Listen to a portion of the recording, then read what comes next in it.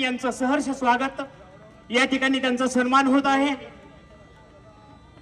संकेत संजय यादव यांच्या वतीने या ठिकाणी त्यांचा सन्मान होत आहे।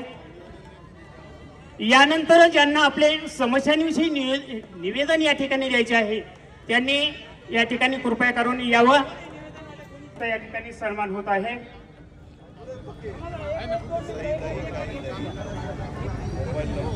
संकेत संजय यादव प्रभाग क्रमांक 37 चे युवा नेतृत्व यांच्या वतीने दादांचा या ठिकाणी सन्मान होत आहे।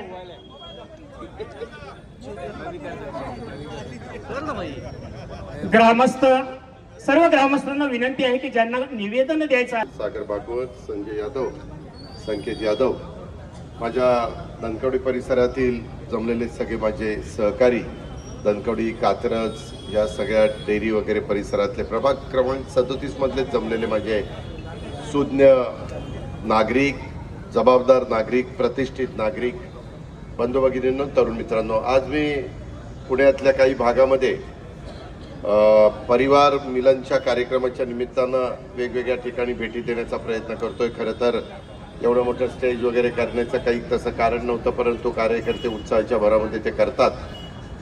अनेक वर्ष तुम्ही सगळ्यांनी माझ्यासारख्या कार्यकर्त्याला ह्या जिल्ह्याचा पालकमंत्री म्हणून संधी दिलेली आहे, लोकप्रतिनिधी म्हणून संधी दिलेली आहे। माझ्या परीनं पुणे अक्षरशः प्रचंड वेगाने वाढत आहे।